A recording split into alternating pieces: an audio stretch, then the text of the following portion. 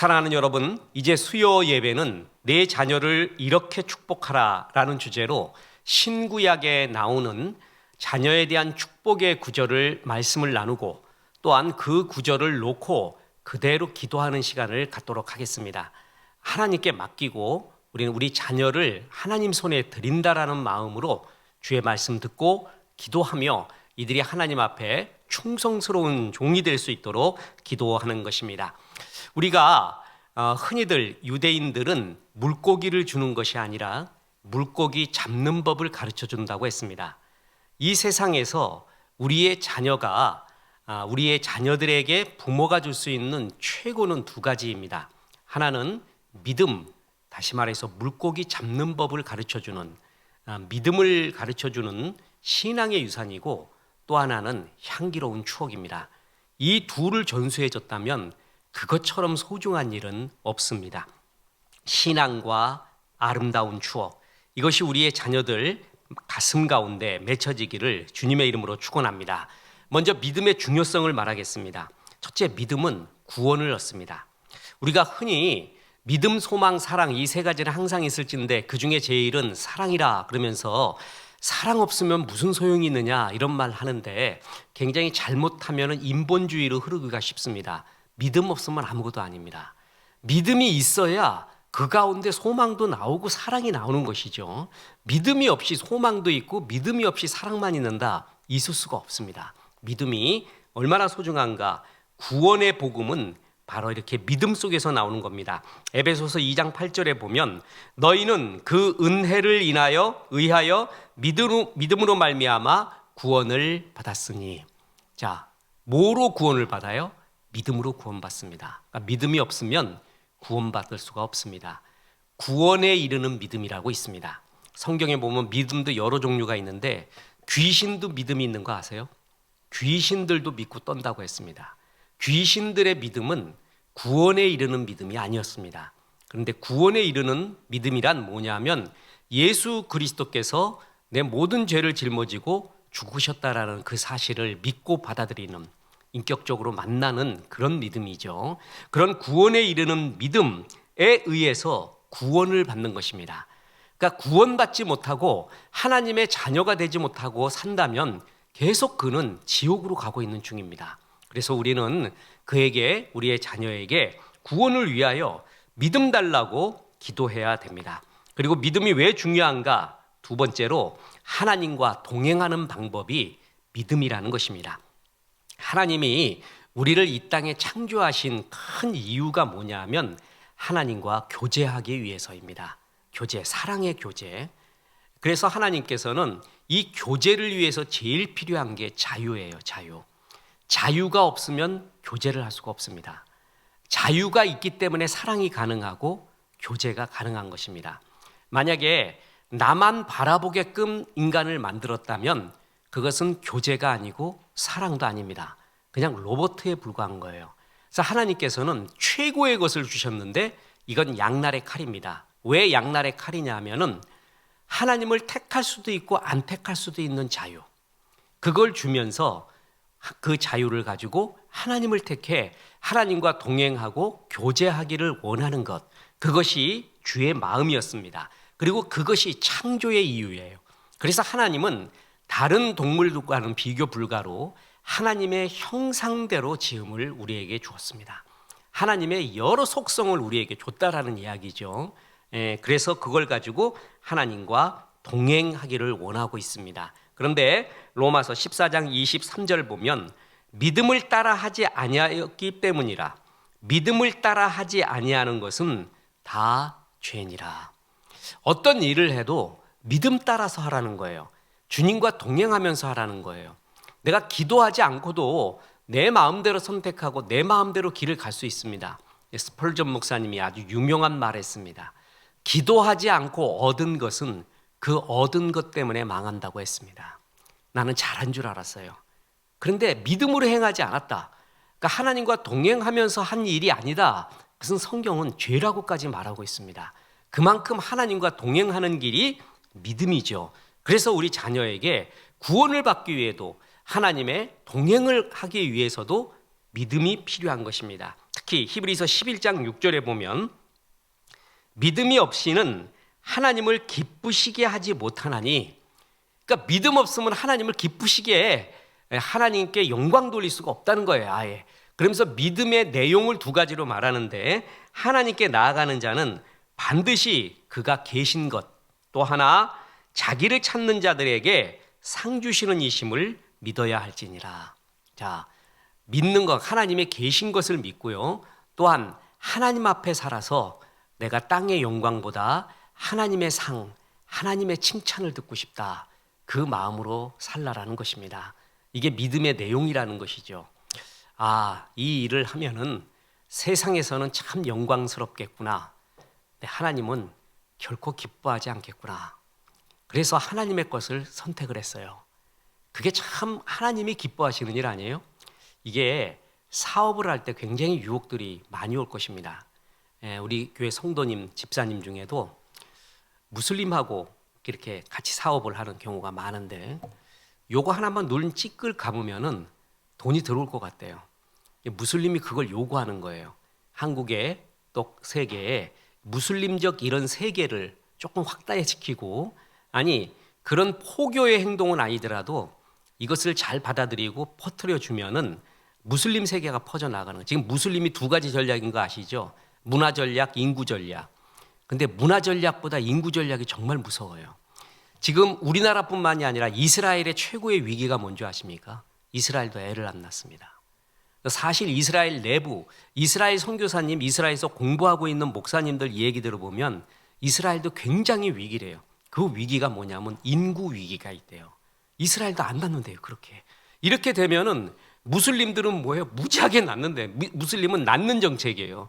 그러니까 투표권도 되게 많아지고 사람도 많아지고 그러면 세력이 세지는 거거든요. 그래가지고 이란이 참고 있는 이유를 거기 목사님은 그래요.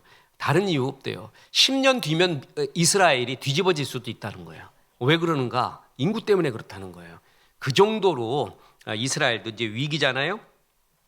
하나님께서 이렇게 무슬림 세력이 펴트려지는 가운데 나는 이것을 좌시할 수 없고, 나는 하나님의 것을 택하면서 내 사업에 조금 손해를 보고 돈을 벌지 못할지라도 난 주님 앞에 살겠습니다. 이게 하나님의 상주심을 바라보는 거죠.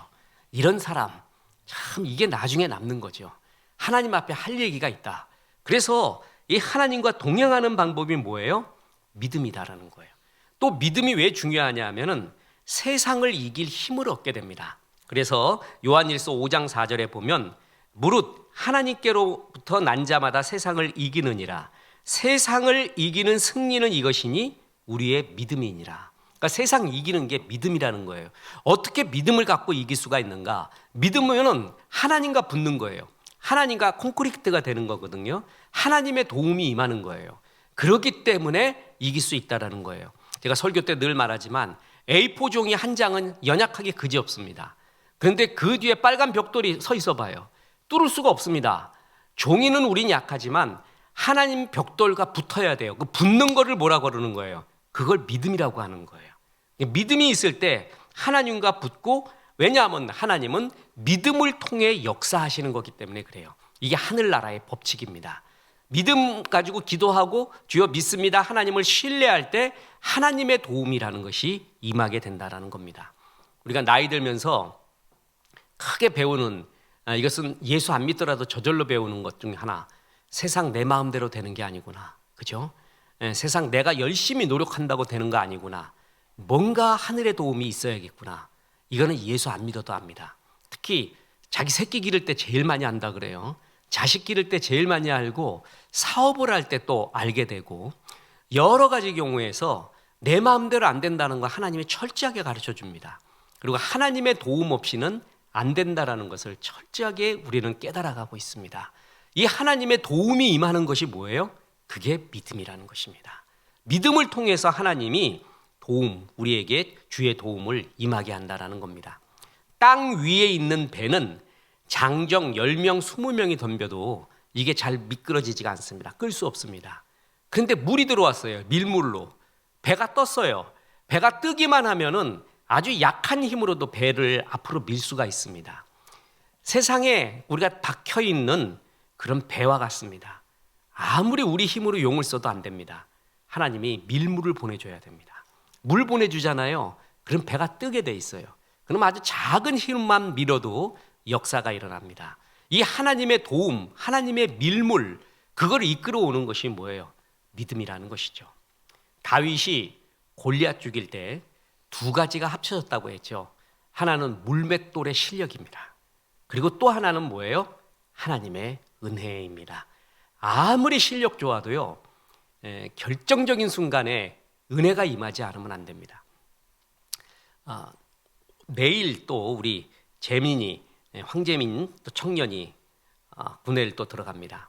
얘가 지금 굉장히 공부를 열심히 해요. 그냥 쓰러질 정도로 열심히 하고 있는데, 한번 시험 볼 때 이야기를 하는데, 너 시험에 강하냐? 당일날 강하냐라고 물어봤어요. 그러니까 저도 당일날 컨디션을 최상으로 하기 위해 굉장히 자기의 신체 조절을 잘한대요.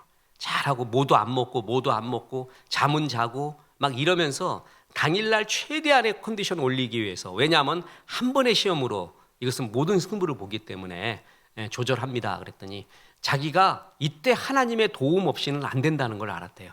그래서 어떻게 알았냐 그러니까 한 번의 시험에 실패한 적이 있대요. 한 번의 시험.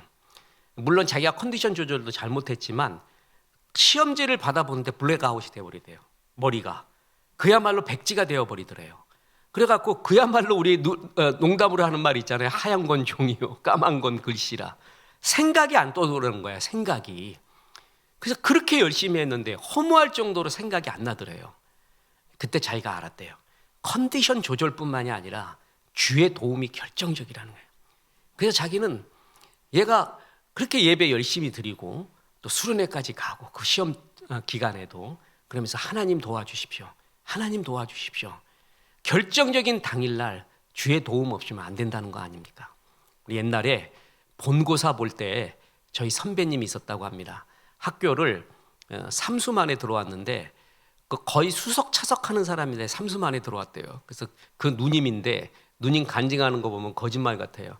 점심시간에 점심시간이 있었대요. 본고사 볼 때. 그러니까 점심 먹고 잤대요. 너무 졸려가지고 자버렸대. 그래서 시험을 못 봤대. 그게 완전 거짓말 같은 얘기인데 진짜 그러더라는 거예요. 이거 어떻게 설명을 하겠습니까? 우리의 노력만 완벽하게 준비된다고 절대 되는 거 아닙니다. 나이 들수록 알잖아요. 하나님의 도움이 절대적이에요. 이 하나님의 도움은 언제 임하는가? 믿음이 있을 때 하나님의 도움이 이깁니다. 그래서 세상을 이기는 승리는 이것이니 우리의 믿음이니라. 믿음이 있을 때 하나님의 도움과 역사가 믿음이라는 그 루트를 타고 들어온다는 거죠. 그래서 믿음이 있었던 다윗의 광야 생활의 고백을 들어보십시오. 시편 3편 6절입니다. 천만인이 나를 애워싸 진친다 하여도 나는 두려워하지 아니하리이다. 시편 20편 7절. 어떤 사람은 병거, 어떤 사람은 말을 의지하나 우리는 여호와 우리 하나님의 이름을 자랑하리로다. 세상은 병거, 말이 얼마나 많은가, 거기에 인생의 승부가 있다라는 것이에요. 근데 아니라는 거죠. 하나님의 도움 없이는 아무것도 아니라는 것을 잘 압니다. 천만인이 둘러싸서 나를 죽이려 할지라도 주께서 도와주시면 아무것도 아니다라는 것이죠. 엘리사 죽이려고 아람 군대가 엘리사의 성을 뺑 돌아서 포위를 합니다. 엘리사의 사환이 그것을 발견하고 난 다음에 내 주여 어찌하리까? 내 주여 어찌하리까? 절망의 소리를 합니다. 그때 엘리사가 사환에게 안수를 합니다. 기도를 해줍니다. 그랬더니 나를 둘러싸고 있는 아람 군대를 둘러싸고 있는 하나님의 천군 천사 하늘의 병거를 보게 합니다. 이게 믿음의 눈입니다. 믿음이 없으면 세상 것만 보입니다. 그런데 믿음을 갖기 시작하면 세상에서 볼 수 없는 하늘의 것을 보기 시작합니다. 그 확신, 그때 염려하지 마, 역사해야죠. 하나님이 역사하고 있어. 그때 드는 그 확신, 나를 둘러싼 적군을 둘러싸고 있는 하늘의 병거를 볼 수 있는 것, 그때 그 평안을 누릴 수 있고 확신할 수 있는 것, 그게 전부 믿음이라는 것입니다. 그래서 자녀에게 무엇보다도 뭐라고요? 믿음이 있어야 됩니다. 믿음이 있어야 구원 얻는 것이고 하나님이 제일 기뻐하는 하나님과의 교제와 동행할 수 있는 거고 세상을 이길 수 있는 하나님의 도움이 임하는 것, 그게 전부 믿음이에요. 그러니까 우리가 자녀에게 줄 수 있는 최고는 믿음을 주는 거예요. 믿음의 선물, 그게 임할 수 있도록 최고의 유산으로 아이를 양육해야 된다는 겁니다. 자, 이제 두 번째 또 중요한 기도 제목, 믿음을 갖기 위하여 어떻게 해야 되는가? 무엇보다 말씀을 많이 듣게 해야 되는 거죠. 그건 두말하면 잔소리입니다. 믿음은 저절로 생기지 않습니다. 믿음은 반드시 말씀을 많이 들어야 됩니다. 그래서 로마서 10장 17절에 그러므로 믿음은 들음에서 나며 들음은 그리스도의 말씀으로 말미암았느니라. 믿음 생기는 루트를 하나님은 정확하게 말해주고 있습니다. 믿음은 하나님의 말씀, 그리스도의 말씀을 들음으로써 생긴다는 겁니다. 자꾸 다른 거 많이 보잖아요. 그럼 딴 생각만 듭니다. 하나님의 말씀을 많이 접하게 돼야 돼요. 제가 목회하면서 발견한 10대 원리, 5대 원리, 3대 원리, 그게 진짜 있습니다. 10가지 발견한 게 있고 경험과 목회 속에서 3대 원리, 3대 원리라면 얼마나 중요하겠어요. 3가지인데 그 중에 하나가 뭔지 아십니까? 근접의 원리입니다. 사람은 여긴 예외가 없습니다. 가까이 하는 것에 결정적인 영향을 받습니다. 무엇을 가까이 하느냐, 그에 따라서 결정적으로 영향을 받아요. 안 그럴 것 같아도 받습니다. 그냥 나쁜 친구 사귀지 말라는 게 나는 염려 없다고, 난 심지가 굳다고요, 계속 말합니다. 그 사람의 10마디 말 중에 한마디는 들어와요. 한마디. 20말 중에 하나는 들어와요. 그 하나가 결정적으로 나를 뒤집어 버려요. 그래서 좋은 것들을 가까이 하는 것, 그게 유대인의 교육 방법이라고 얘기했죠. 좋은 것을 가까이 합니다. 그래서 최고의 아름다운 하나님의 말씀 토라를 가까이 하고 최고의 선생인 랍비들을 가까이 하게 하는 것, 이것이 유대인의 교육의 방법입니다. 그리고 어찌 보면 정말 인간관계에도 철저하게 계산적인 것 같아요. 얄미울 정도로 헛된 것 가까이 하지 말아요. 나쁜 것 가까이 하지 말아요. 너에게 좋은 영향 미칠 수 있는 거에 가까이 하라고 합니다. 그 근접의 원리가 오늘날 유대인을 만들었습니다. 창세기에서 벌써 이 근접의 원리의 교훈을 보여주고 있습니다. 보십시오. 아담과 하와는 하나님을 가까이 했습니다. 그때 에덴 동산이었습니다. 그러다가 사단을 가까이 했죠. 사단의 말에 귀를 기울이기 시작해요. 그때부터 신라권이 되는 거예요. 창세기부터 이 근접의 원리가 얼마나 소중한가를 가르쳐 줍니다. 뭘 가까이 하느냐에 따라 운명이 달라집니다. 그래서 인생의 문제는 저는 자리의 문제, 위치의 문제라 그러죠. 본질의 문제가 아닙니다. 본질은 전부 죄인입니다. 본질은 다 나쁜 사람들이에요. 그런데 거기가 어디에 있느냐라는 거예요. 내가 어디에 있느냐. 시냇가에 심기어준 나무기 때문에 시절을 쫓아 과실을 맺는 것이지, 그 똑같은 본질의 나무가 사막에 심기어졌다면 고사해버립니다. 우리는 본질은 다 악인들입니다. 죄인들이죠. 어디에 심겨져 있느냐, 어디에 접붙여져 있느냐, 위치의 문제, 자리의 문제라는 것입니다. 하나님의 말씀에 접붙이게끔 계속 가까이 해야 돼요. 그래서 거리의 문제예요. 얼음은 가까이, 태양을 가까이 하고 따뜻한 것을 가까이 할 때 녹아집니다. 내 마음이 얼음 같아요. 그것은 태양을 가까이 하지 않을 때 더 얼음이 돼요. 근데 태양을 가까이 할수록 얼음은 녹아버립니다. 하나님의 말씀을 가까이 하잖아요. 그러면 문제는 녹아요. 근데 하나님을 멀리하면 문제가 커 보이고 더 강해집니다. 그러니까 무엇을 가까이 하느냐, 문제를 가까이 하느냐, 하나님을 가까이 하느냐. 인생의 문제는 본질의 문제가 아니라 거리의 문제입니다. 누구를 가까이 하느냐. 저는 멋진 목사님, 장로님, 권사님 소천할 때, 유언을 할 때 짧게 하시죠. 그런데 이런 말 많이 들어봤습니다. 예수 잘 믿어라. 이 심플한 말에 모든 게 다 들어가 있습니다. 예수 잘 믿는다는 게 뭐예요? 하나님을 가까이 하라는 것이죠. 그래서 야고보서 4장 8절에 보면 하나님을 가까이 하라. 그리하면 너희를 가까이 하시리라. 뭘 가까이 하느냐에 따라 운명이 달라집니다. 자동문은 가까이 가야 열리지 저절로 열리지 않습니다. 가까이 가야 열려요. 그래서 내가 가까이 하는 것에 영향을 미치는데 하나님의 말씀을 가까이 하느냐. 우리 애가 하나님의 말씀은 지독하게 안 들어.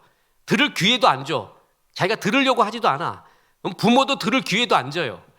그런 가운데 믿음 있기를 얘기한다는 것은 무지하게 먹어대면서 배탈 나지 않기를 기도하는 거하고 똑같은 거예요. 과속하면서 사고 나지 않기를 기도하는 거와 똑같아요. 도둑질하면서 안 들키기를 원하는 기도, 똑같은 기도예요. 하나님께 말씀을 많이 듣게 하는, 이따 우리가 우리 자녀를 위해 이 말씀 놓고 기도할 때 중요한 게 하나님 말씀을 많이 들을 수 있는 기회를 달라고 기도해야 돼요. 많이 듣고 얘들이 들릴 수 있도록 기도해야 된다는 것입니다. 그래서 하나님께서는 이스라엘의 왕들에게 해주시는 유명한 말이 있었습니다. 너는 이걸 가까이 하라. 보세요. 신명기 17장 18절입니다. 그가 왕 위에 오르거든 이 율법서의 등사본을 레위 사람 제사장 앞에서 책에 기록하여 평생 자기 옆에 두고 읽어 그의 하나님 여호와 경외하기를 배우며 이 율법의 모든 말과 이 규례를 지켜 행할 것이라.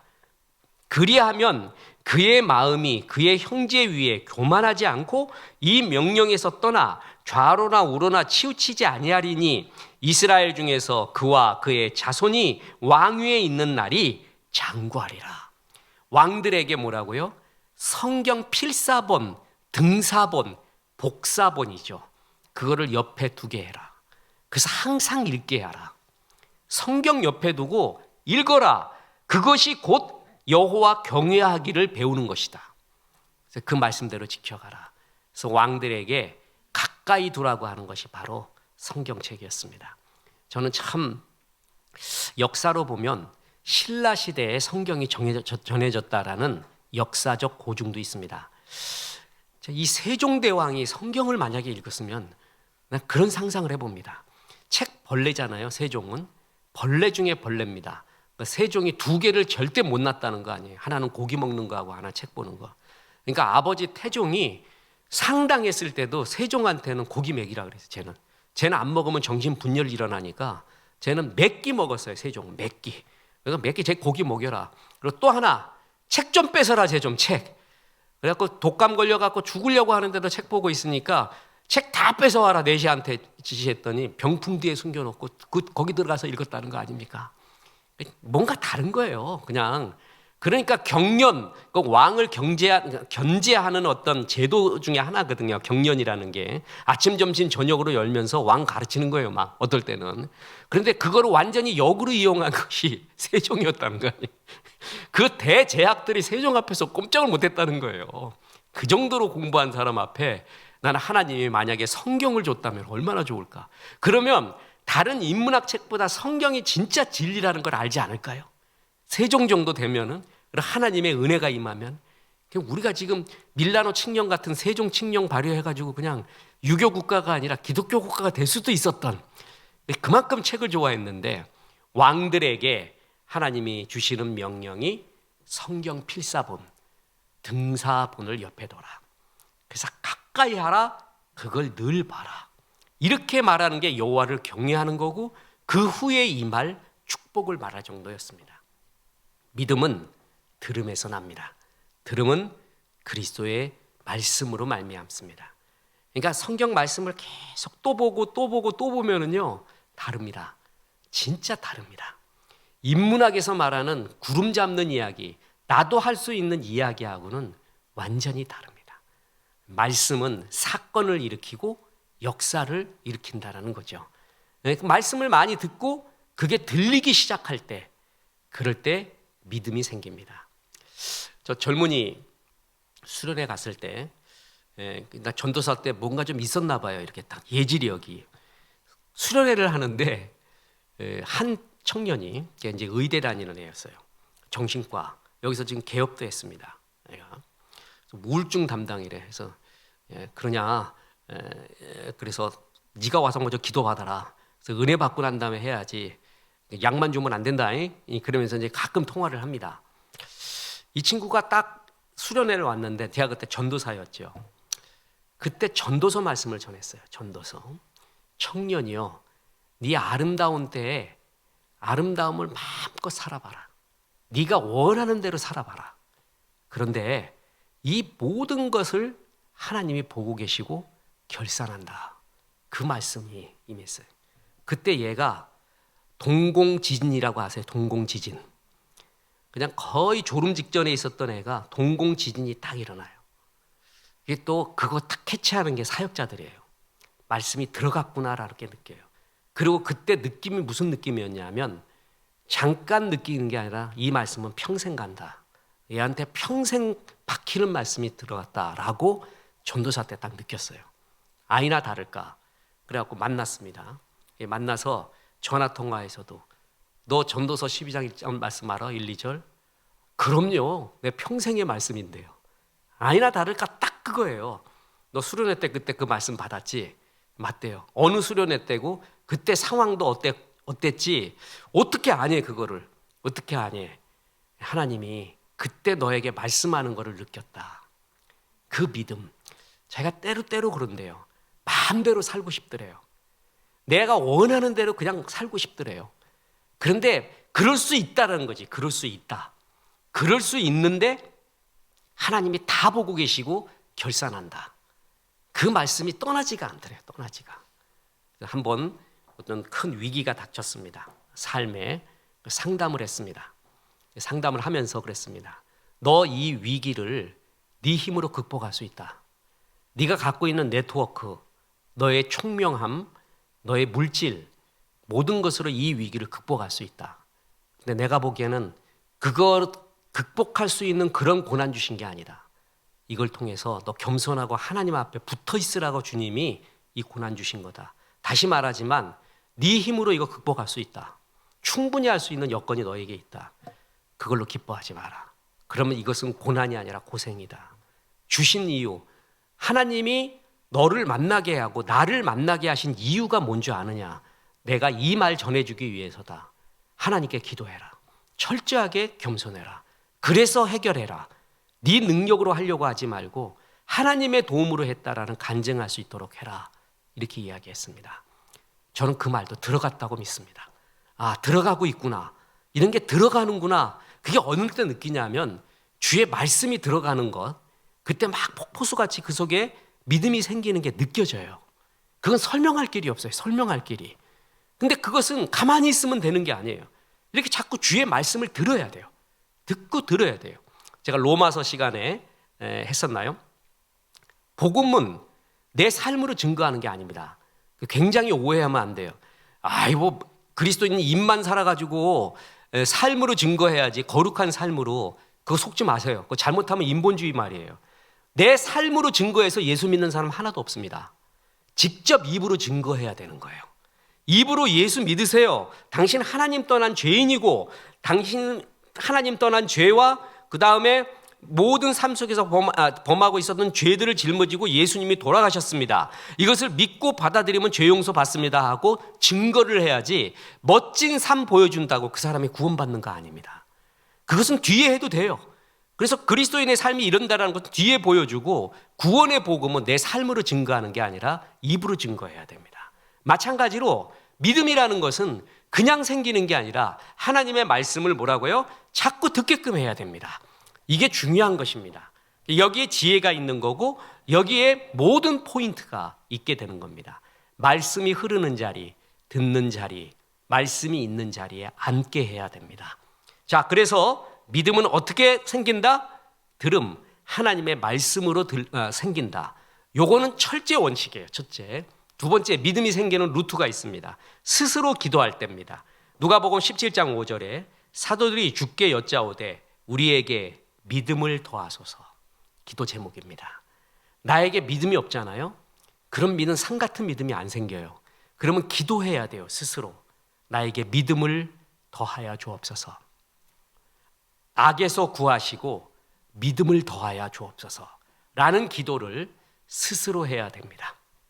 근데 우리 자식놈들 거의 안 하겠죠? 나에게 믿음 더하소서라고 기도하는 놈 거의 없습니다. 그래도 말해주세요.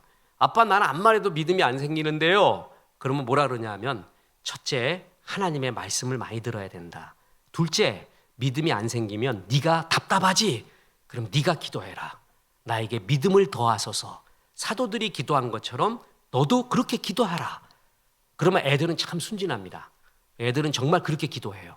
그럴 때 나타나는 역사함 이런 거 분명히 있습니다. 그죠? 그래서 스스로 기도하라. 믿음을 더하소서라고 기도하라. 이럴 때 믿음이 생깁니다. 이제 중요한 것입니다. 이제 우리 자녀들 이 짓도 안 하고 저 짓도 안 하고 이랬을 때 우리 부모들이 우리 자녀에게 믿음 생기게 할 수 있는 최고의 방법, 그게 바로 오늘 본문의 중보 기도를 하라라는 것입니다. 자, 누가복음 22장 31절. 시몬아 시몬아 보라, 사탄이 너희를 밀가부르듯 하려고 요구하였으나 그러나 내가 너를 위하여 내 믿음이 떨어지지 않기를 기도하였노니 너는 돌이킨 후에 내 형제를 굳게 하라. 이렇게 얘기했습니다. 그래서 어떤 학자는 이걸 세분화해서 이때 예수님이 베드로를 놓고 기도한 것은 이미 믿음이 있는 사람이 떨어지지 않기를, 다운되지 않기를 기도한 거지 없는 믿음을 생기게 하려는 것은 아니다. 그래서 이것은 믿음이 있는 사람한테 적용된다라고 말하는데 맞아요. 근데 꼭 그렇게만 볼 수 없습니다. 아예 믿음 없는 사람한테 믿음 있게 해달라고 중보기도 할 수 있다라는 증빙 성경 구절도 맞습니다. 그래서 예수님이 베드로를 위하여 끊임없이 뭘 했다는 거예요? 기도하고 계십니다. 그리고 지금도 예수님이 하시는 일이 있죠? 지금도 예수님이 하시는 하늘 보좌 옆에서 하시는 일이 뭐예요? 너희를 위하여 중보기도 한다라는 겁니다. 이거 정말 굉장히 경탄스럽고 감사할 일이죠. 예수님이 부활 승천하셔서 하늘 보좌에서 우리를 위하여 기도하고 계신대요. 이것처럼 소중한 말이 어디 있습니까? 하나님, 주님이 날 위해 기도해 주는 거 믿습니다. 그리고 그 기도의 힘, 누구보다도 예수님의 기도의 힘을 믿습니다. 이 힘이 얼마나 좋습니까? 그랬듯이 예수님이 중보했듯이 우리도 아이들의 믿음이 생기도록 기도하고 또한 조금 있는 손바닥만한 믿음이 떨어지지 않고 크게 되도록 중보기도를 해야 됩니다. 이 중보기도가 얼마나 중요한지 바울은 사역할 때마다 중보기도를 요청합니다. 그래서 고린도후서 1장 11절에 보면 너희도 우리를 위하여 간구함으로 도우라. 나 도와라. 어떻게 도와라? 간구함으로, 기도함으로 나를 도우라. 이는 우리가 많은 사람의 기도로 얻은 은사로 말미암아 많은 사람이 우리를 위하여 감사하게 하려 함이라. 우리가 많은 사람의 기도로 얻은 뭐라고요? 은사라는 게 있다는 거예요. 바울이 능력이 있잖아요. 역사를 일으켰잖아요. 여러 은사가 있잖아요. 그게 어떻게 생겼다고요? 너희들의 기도로 말미암아 생겼다라는 것입니다. 야, 이게 참 놀라운 구절 아닙니까? 그러니까 기도할 때 하나님이 그에게 영적 은사와 은혜를 부어주신다. 바울은 그걸 알고 있습니다. 그래갖고 뭐냐 하면 나를 위해, 우리 사역을 위해 기도하라. 지금 내가 은사를 발휘하고 역사를 하고 있는데 그 모든 것은 너희 기도 때문에 지금 얻은 것이다. 지금도 너희가 기도함으로, 간구함으로 우리의 사역을 도와달라. 이렇게 중보기도의 위력을 알고 있는 겁니다. 정말 대단한 것이죠.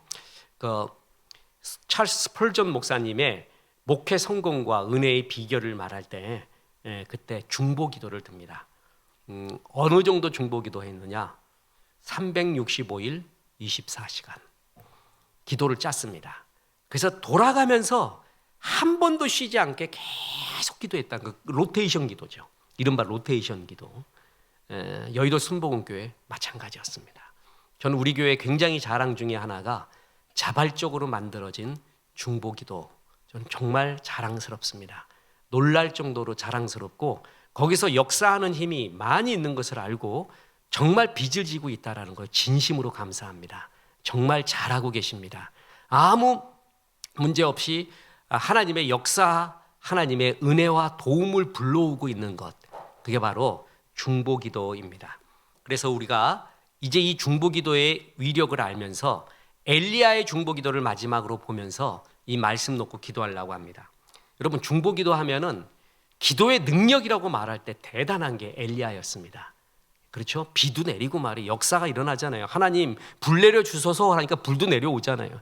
이 사람이 놀라운 게 성경에 보면 불이면 불, 물이면 물 하나씩 왔는데 이 사람은 물불 다 내렸어요. 그러니까 물불 안 가리는 기도였어요. 그래서 어떤 목사님은 물불 기도라고 얘기하면서, 그러니까 물과 불은 아주 정반대 아니에요? 그 모든 걸 이끌어왔던 게 엘리야의 기도였다라는 거예요. 근데 엘리야의 기도의 원리가 있습니다.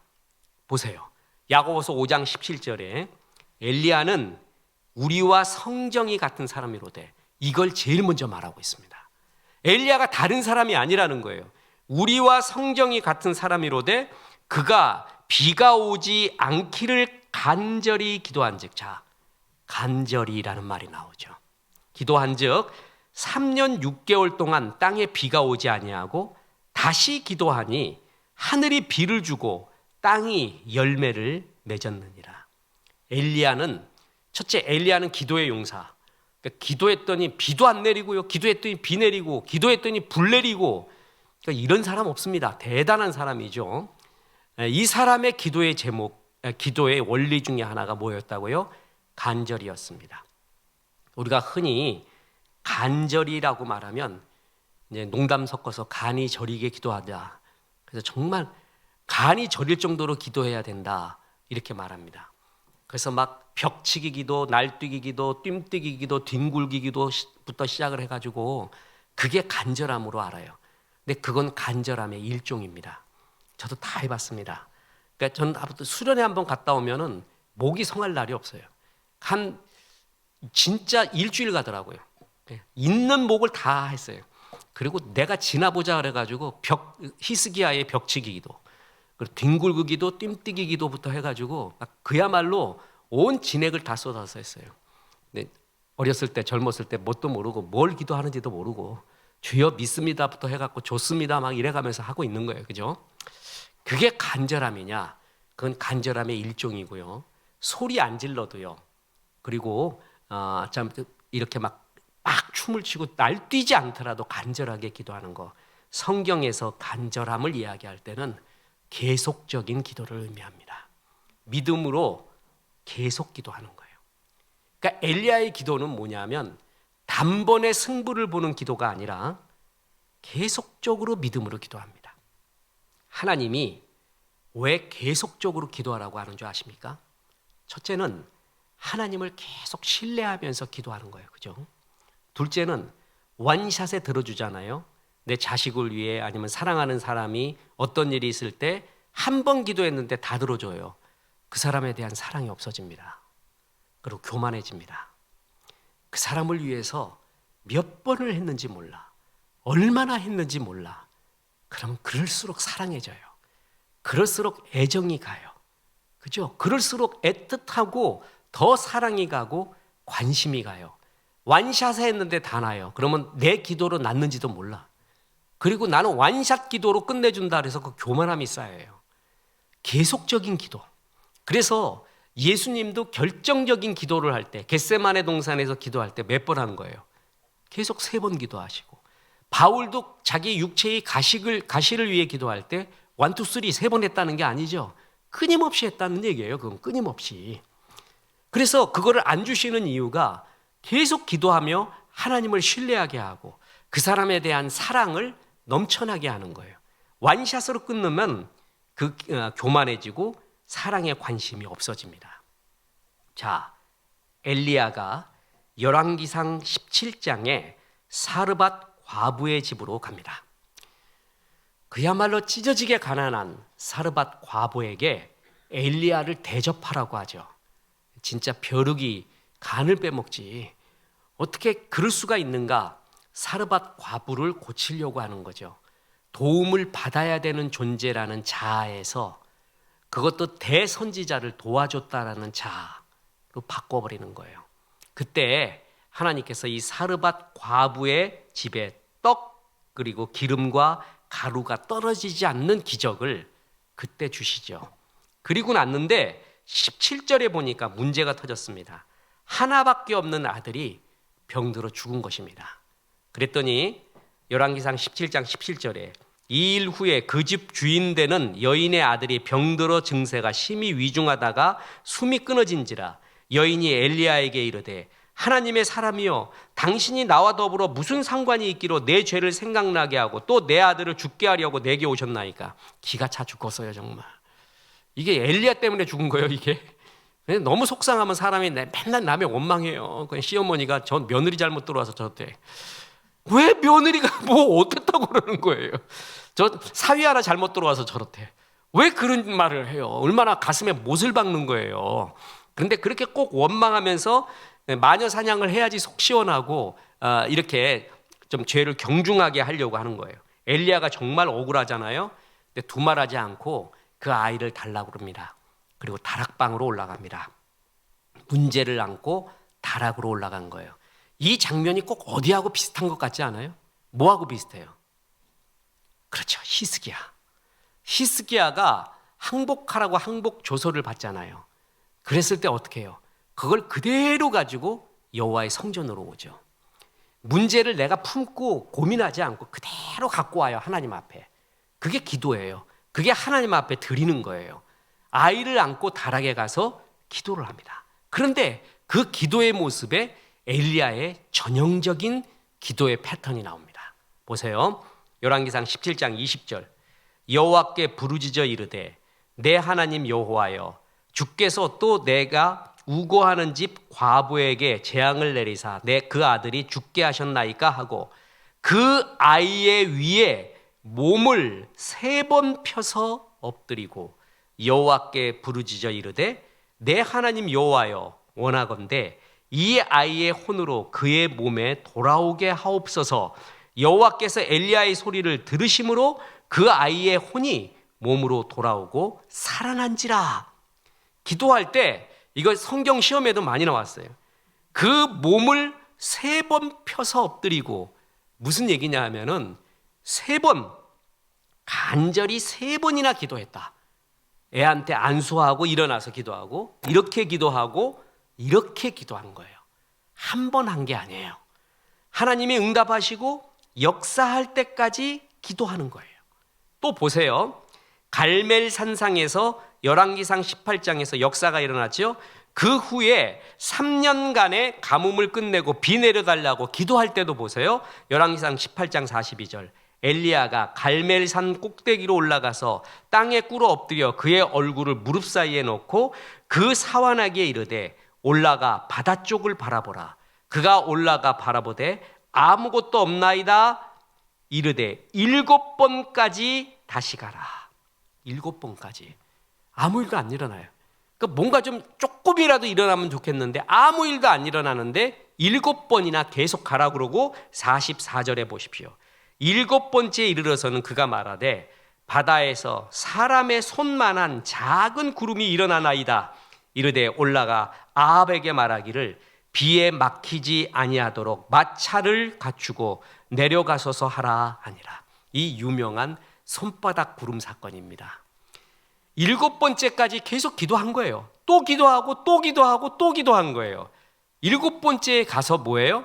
나타난 것도 거대한 폭풍 구름이 몰려오는 게 아니라 애기 손바닥만한 이런 구름이 하나 일어나더래요. 그런데 엘리야는 그걸 징조를 본 거죠. 하나님의 역사, 기도하는 사람의 영성이에요. 알아차린 거예요.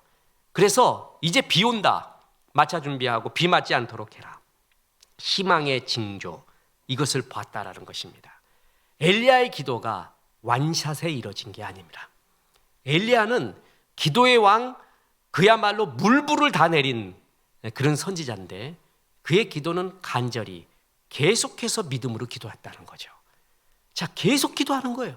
그냥 우리 애기 믿음이 안 생겨요. 그럼 뭐 해요? 기도해요. 그래도 안 생기면 뭐 하라고요? 또 해. 그래도 안 생기면 또 해. 그래도 안 생기면 또 하는 거예요. 또 계속 하는 거예요. 그게 언제까지냐? I don't know. 지금 비 내릴 때는 몇 번 한 거죠? 7번 이상 한 겁니다. 7번째에 온 거예요, 역사가. 그리고 애 죽었을 때는 3번의 기도가 온 거고요. 그러니까 3번이냐 7번이냐 70번이냐 700번이냐 그건 아무도 몰라요. 그건 누구의 영역이에요? 하나님의 영역. 제가 늘 말하는 하나님의 임계점입니다. 그거는 아무도 모릅니다.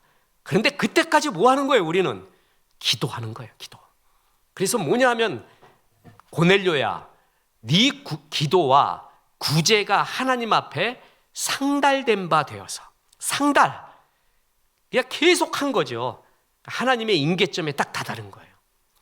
그 임계점에 대한 체험은 이루 말할 수 없습니다. 그러고 난 다음에 열어주시고 역사를 시작을 하는데 그 전까지는 끝없이 쌓여야 돼요. 쌓이지 않잖아요. 그리고 그걸 주잖아요. 체합니다. 오히려 감당이 안 됩니다. 내가 준비 안 된 사람이 어느 위치를 차지하잖아요. 다 죽습니다. 나를 비롯한 다 죽어버려요. 완전히 준비되게끔 하나님은 계속해서 나를 쌓고 있는 거예요. 실력 쌓게 하고 고난 이기는 법 가르쳐주고. 요셉 보세요. 30몇 살에 그 나이에 애굽 총리가 돼도 무리가 없잖아요. 그 전에 훈련 다 받은 거예요. 우리가 보기에는 고난이었지만 주님 보기에는 훈련이었어요. 기도의 훈련을 계속 시켜요. 계속. 그래가지고 실력도 기르게 하고 하나님과 동행하는 법을 알게 하고, 그 기도의 왕 엘리야가 이렇게 한 번에 완샷에 기도한 게 아니라 계속 기도한 거예요. 믿음으로 계속 기도한 거예요. 믿음으로. 우리의 자녀를 위해서 어쩔 수 없이 우리는 이렇게 기도해야 됩니다. 웨슬리 듀웰이 기도로 세계를 움직이라라는 책에서 하나님은 중보기도를 통해 세계를 통치한다. 그러니까 하나님은 중보기도를 그렇게 좋아한다라는 겁니다. 저명한 설교자 토마스 왓슨, 우리가 얘기 많이 들었습니다. 베드로를 감옥에서 끌어낸 것은 천사의 활동이었다. 그러나 천사를 움직인 것은 교회의 간절하고도 지속적인 기도였다라는 것입니다. 그러면 이렇게 묻습니다. 목사님, 그럼 진짜 죽을 때까지 기도만 해요? 자, 어떤 기도는요, 그야말로 죽을 때까지 해야 됩니다. 무디 목사님이 38명인가 기도 냈는데 37명까지가 예수 영접했다는 거 아니에요. 그죠? 한 명이 안 됐대요. 그 사람 죽을 때까지 무디 목사님이 기도했습니다. 그 사람이 언제 영접했느냐? 무디의 장례식 때 영접합니다. 이 사람이 무디 장례식 가가지고 이 사람이 날 위해 평생 기도한 사람이래. 그 죽음 보고 감동을 받아요. 그래서 그때 영접해서 다 이루어진 거예요. 그렇게 죽을 때까지 기도해야 되는 것이 있습니다. 그런데 어떤 기도는 언제까지 해야 되는가? 그게 아주 굉장히 영적인 민감성이 중요한데 부담이 끝날 때까지입니다. 부담. 우리 마음속에 하나님이 부담을 줍니다. 부담의 다른 말은 사명입니다. 어떤 자꾸 부담이 생겨요. 누구에 대해서 또 뭐에 대해서요. 그러면 그건 사명으로 여기면 돼요. 그러니까 두 가지예요. 하나님이 남보다 나에게 많이 주신 것, 그게 사명이고요. 마음의 부담을 느끼는 것, 그게 사명이에요. 나한테 남들보다 많이 준 거 있잖아요. 그거 갖고 자랑하지 마십시오. 그건 사명이라는 거예요. 사명. 나한테 재능이 많잖아요. 그럼 그 재능 갖고 어떻게 사명으로 하나님께 써야 돼요. 남들보다 나는 물질이 많아요. 그럼 그 물질이 사명이에요. 사명. 남들보다 시간이 많아. 그 시간이 사명이에요. 남들보다 열정이 많아. 그럼 그것이 사명이에요. 근데 목사님, 어떤 목사님이 이러는데, 그러면 어떤 여인이 그러더래요. 그래갖고 이거 실제 질문이에요. 부흥사님한테 그랬대. 목사님, 저는 너무 고민이에요. 저는 너무 이뻐서 탈인데요. 어떡할까요? 이러대요. 그랬더니 목사님이 정말 머리 좋지. 그거 좋은 사명이래. 최고의 사명이요. 그러면서 그 얼굴 갖고 전도하라 그랬대요. 전도지 들고 가가지고 아주 미인들이 웃으면서 전도해보라 그래요. 그러면 그 정신 나간 총각들 다 마음 설레갖고 읽어본다는 거야. 그거 좋은 사명이라. 남들에게 없는 거 있잖아요. 나한테 많이 준 것, 그건 전부 사명이에요. 또 하나, 부담, 그게 사명입니다. 그러면 언제까지 기도해야 되느냐? 성령님이 그 부담을 없애줄 때가 있습니다. 계속 기도하라 그래요. 근데 이제 그 부담이 마음속에서 떠나게 될 때를 주십니다. 그건 어떻게 하느냐? 해봐야 합니다. 짜장면은 먹어봐야 합니다. 아무리 설명해도 안 됩니다. 기도 많이 한 사람이 이제 이 부담을 하나님이 가져가시는구나. 그러면은 그제서야 풀고 다른 기도를 하는 겁니다. 기도 잘해야 돼요. 내가 지금 기도해서 되게 그냥 내 이 기도 다시 컴백해야겠다, 안 되겠다 하는 게 있어요. 어느 날 이게 영적인 생활에 정말 도움이 안 되겠더라고요. 기도를 하는데 카메라가 보여요. 카메라 어디서 어딜 찍어야 되는데 라는 게 떠오르는 거예요. 내가 그래갖고 이 정도까지는 아닌데 이거는 아닌 것 같은데, 그러니까 또 갖고 싶은 카메라가 떠올라요. 그 속으로 이걸 주십시오라는 기도가 나오려고 그래요. 그래서 난 이건 아니다 싶어갖고, 주님 나에게 이 카메라 사랑하고 촬영하려는 마음을 가져가십시오, 이렇게 기도했어. 정말 후회해요. 내가 그 기도네. 정말 내가 진짜 가져가 버려서, 진짜. 그래갖고 그거 팔 때, 그 피 흘리게 모은 거 팔 때, 나는 집사람은 달처럼 웃고 나는 달 보고 울고, 달 보고 울고, 집사람은 달처럼 웃고, 진짜 그런 역사 일어나고, 지금도 이제 마음 다 가져갔어요. 그래서 내가 일부러 그 마음을 일으켜 보려고 사진 사이트에 가서 막 이렇게 막 잘 찍은 거, 옛날에 내가 좋아하던 거 보는데 감흥이 없어. 하나님이 마음 가져가면 제일 자유롭습니다. 하나님이 그거는 그때 가잖아요. 그러면 부담을 없애줘요. 이제 그만, 이제 됐다. 그러면 그때 스톱하면 돼요. 안 그런 거는, 자식 놈은 부담 없는 게 없어. 자식은 부담하고 상관이 없는 거예요. 그죠? 이거는 걔가 죽건 내가 죽건 이건 어떻게 바꿀 수도 없고 안 돼요. 얘는 죽을 때까지 기도해야 돼요. 근데 어떤 기도는 부담을 가져갈 때까지 기도하면 됩니다.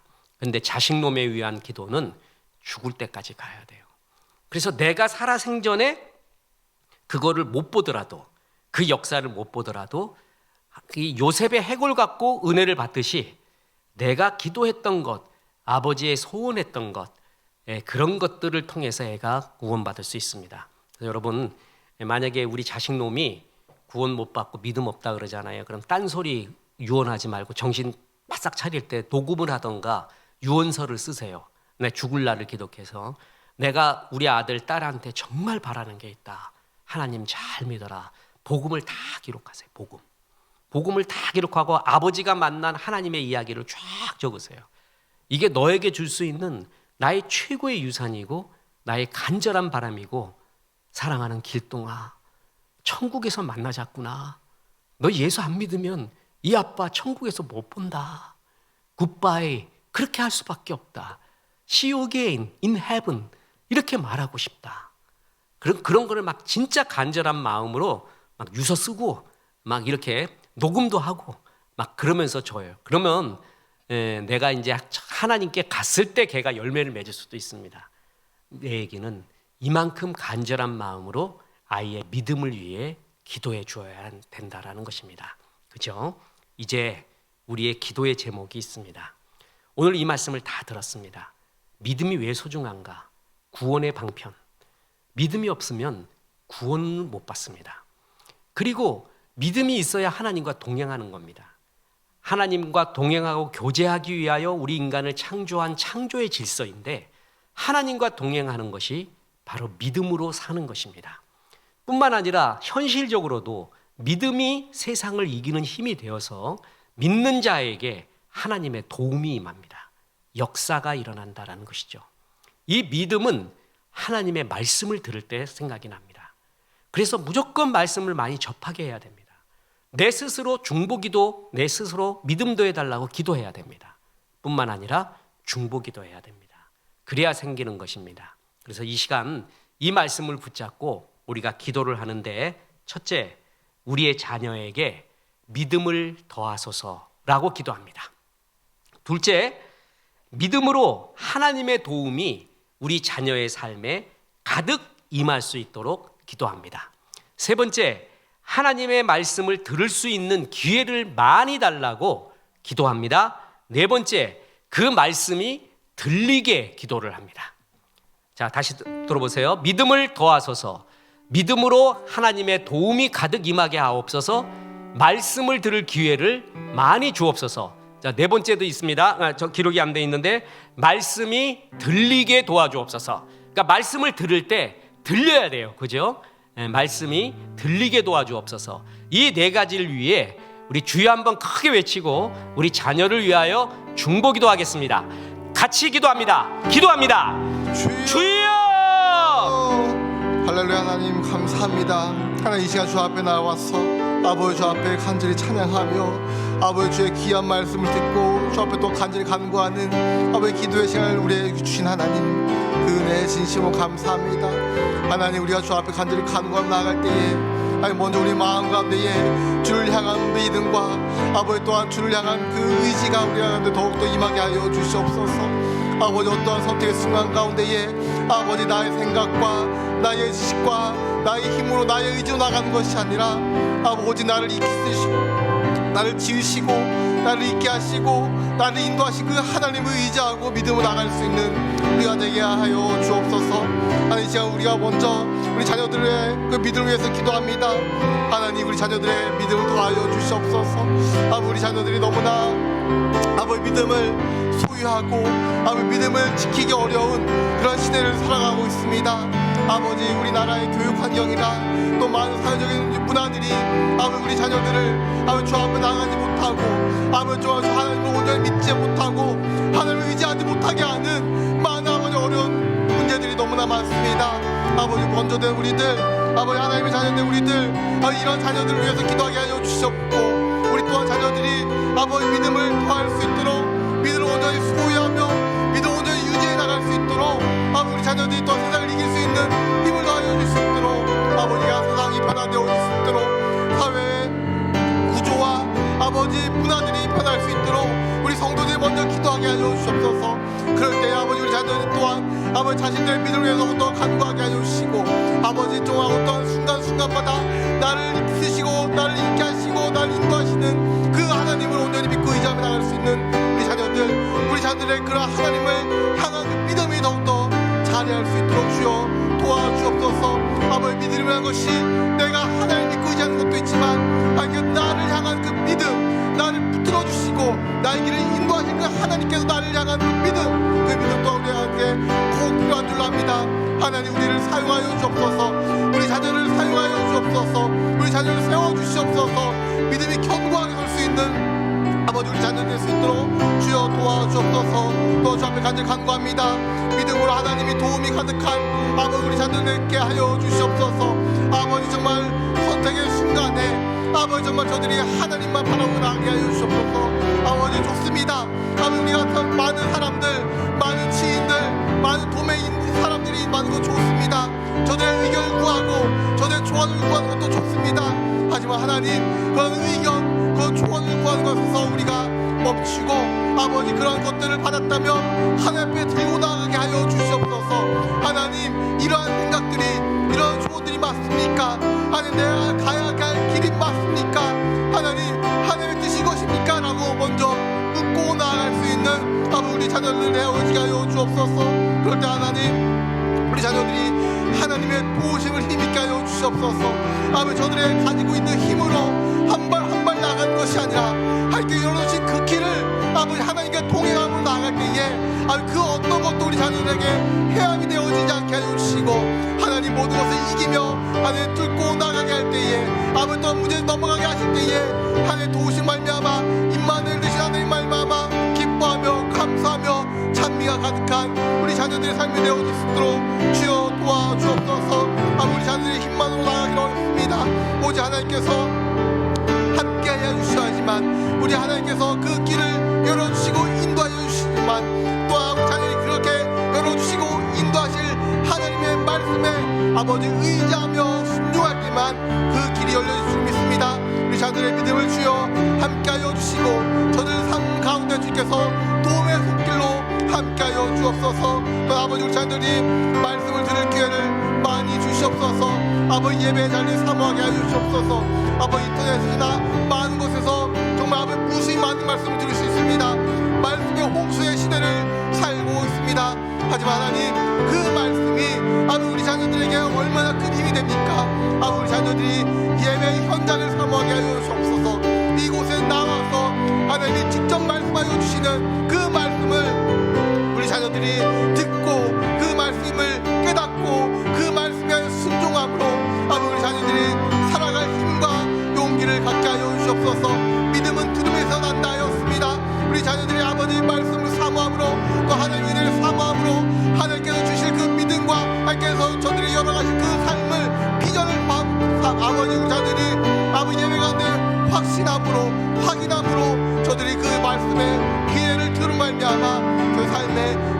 기쁨과 감사함이 산 소망이 넘칠 수 있도록 주여 은혜 내려 주시옵소서. 그 말씀이 들리게 도와주시옵소서. 우리 자녀들의 마음과 우리 자녀들의 귀를 주여 주장하여 주시옵소서. 세상의 많은 것들에 빼앗겨 있는 마음, 세상의 많은 것들에 빼앗겨져 있는 귀, 눈을 주께서 자정하여 주시고, 아버지 정말 우리 자녀들이 다시 아버지 하나님의 말씀에 아버지 귀 기울이며 하나님의 말씀에 기뻐하며 하나님께서 보여주신 그 비전을 향해서 담대히 나갈 수 있는 우리 자녀들 되어지길 소망합니다. 아버지 자녀들에게 펼쳐진 이 삶, 아버지 이 세상, 아버지 그 무엇을 헤쳐나갈 수가 있겠습니까?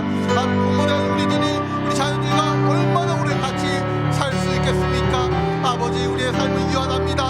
아버지 무한하신 하나님, 영원하신 하나님, 아버지 인생에 정말 온전한 동행자가 되어주실, 아버지 그 인생의 인도자가 되어주실 그 하나님을 의지하며 나가기에 우리 자녀들의 삶이 편하게 하여 주시고, 우리 자녀의 삶이 하나님께서 온전히 인도하신 삶, 아버지 기쁨과 산 소망이 넘치는 삶, 또 세상의 빛과 소금의 역할을 잘 감당할 수 있는 우리 자녀의 삶이 아버지 믿음이 가득한 자녀가 되어질 때에 일어나는 삶의 모습이 되어지게 하여 주시옵소서.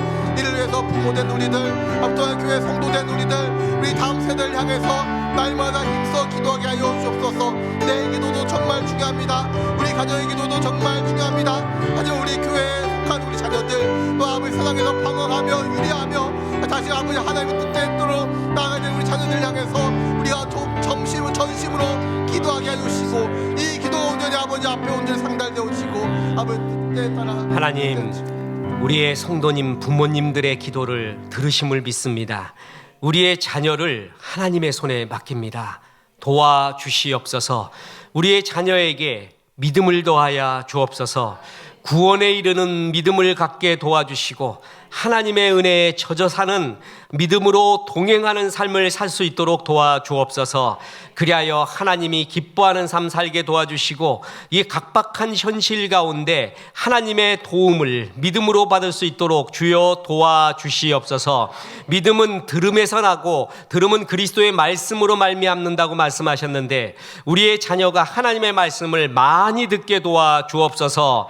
많이 들을 수 있는 기회를 주시옵소서. 예배를 사모하게 도와주시고 말씀의 역사가 흘러가게 인도하여 주옵소서. 하나님의 말씀을 들을 때 그 말씀이 들리게 도와주시옵소서. 그리하여서 믿음의 사람이 되어서 한 번밖에 없는 인생 복음 전하며 기뻐하며 즐거워하며 복의 통로로 살 수 있도록 도와주시옵소서. 주여 간절히 원합니다. 우리의 자녀에게 믿음을 더하여 주시옵소서. 믿음을 주시옵소서. 믿음을 주시옵소서. 그리하여서 하나님이 기뻐하는 자녀로 살 수 있도록 인도하여 주시옵소서. 예수님의 이름으로 기도합니다. 아멘.